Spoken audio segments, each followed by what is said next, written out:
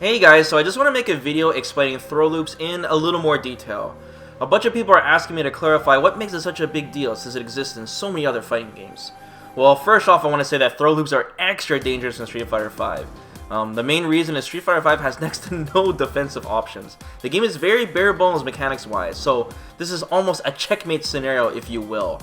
Also, not every character has throw loops, but many do, especially the top tiers. Go figure. So first, I should start with what a throw loop actually is. It's when you have enough frame advantage to throw the opponent again before he can hit you with his fastest normal attack, which is always a light attack. The fastest lights are 3 frames. So here's a quick example of what a real throw loop looks like. You'll notice I have the training dummy to wake up with his fastest attack to prove that the throw will still win. Now keep in mind, if the first active frame of an attack and throw collide, the throw wins. In other words, if someone attacks you the same time you throw them, the throw has the advantage.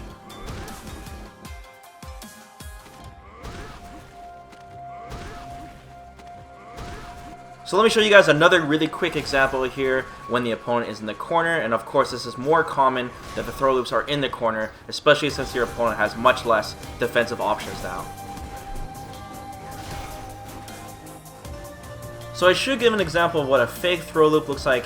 If your opponent has enough time to squeeze out his fastest attack before you're able to reach them, then it's not a real throw loop.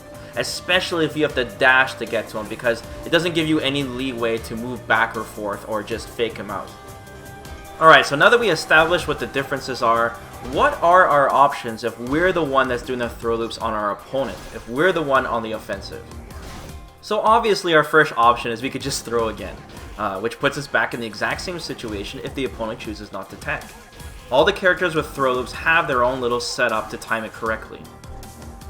Option 2 is we can do a MEATY. So if we think the opponent is going to jump or backdash or try to stick on an attack and challenge us, we can end up doing much more damage than the throw, and still put them in the throw loop situation afterwards, go figure. Option number 3 is the classic shimmy. If we think the opponent is going to detect the throw, we can just simply walk back and punish the throw whiff, which will give us much more damage. As you can see, the situation is very much in our favor. Even though it's obvious we're going to throw the opponent again, he's got to think twice, because if we shimmy him, he's going to end up taking more damage. Alright, now let's talk about our defensive options. What if you're the one being thrown? What can you do? So option 1 is you can attempt to mash a button. A very bad option. It's your funeral if you decide to do this. For one, the throw is going to beat you, the MEATY is going to beat you, and the shimmy might beat you depending on the character. Since the opponent has a frame advantage, that's how he's able to throw loop you in the first place, it wouldn't be a good idea to stick out a button and just tempt him to do even more damage than originally planned.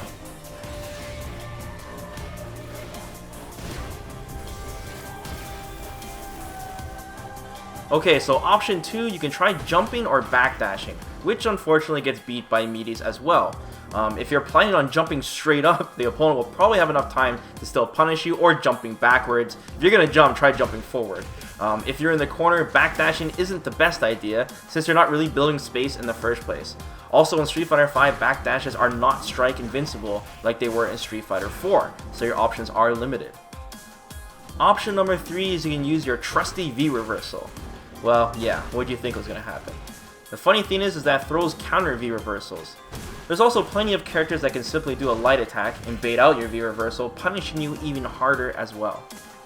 Option number 4 is to simply just throw tech. It's so obvious and simple, right?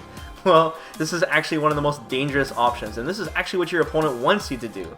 And I know this sounds silly, but the reason is because in Street Fighter V there's no crouch tech option select, like there was in Street Fighter 4. If your throw whiffs, you're going to leave yourself very open. In fact, throwing in this situation is kind of like doing a wake-up DP, except the reward for teching the throw isn't as good if you're able to land a DP. And if you're wrong, the opponent does a MEATY or a shimmy, you're going to get blown up by a full combo. If you're going to throw, then at least do a delay throw so you don't get hit by a MEATY and he doesn't destroy you. Now it's time to think out of the box and don't quick rise with option number 5. Since we cannot back recover from throws, we can only quick rise or not. This limits our wake-up options even more. If we don't quick rise, then the opponent has more than enough time to see that we didn't, and have even more options when we get up, so not the best idea. Option number 6 is the classic reversal, high risk and high reward, although in Street Fighter V it costs a meter. If If you do a light DP with the universal uppercut changes, since they are throw invincible, it will be high risk and okay reward. Keep in mind that not every character has the luxury of this option, and all the armor moves in this game are beaten by meaties or by throws.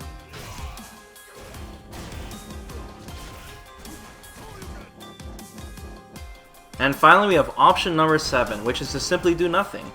This is actually, I think, the safest option. This is why you see pro players like Daigo get thrown around like he doesn't even know what he's doing, but he does. If the opponent ends up throwing you, you eat a small bit of damage compared to anything else. Most pro players will gamble and just take the throw, honestly. If the opponent goes for a shimmy and you did nothing, then you have a chance to escape since the opponent left some small space open for you. If he goes for a meaty into a block string, then you have the chance to V reversal. If you're close to stun, then you're in an extremely scary scenario where even a throw can be lethal. Then it's too late by that point.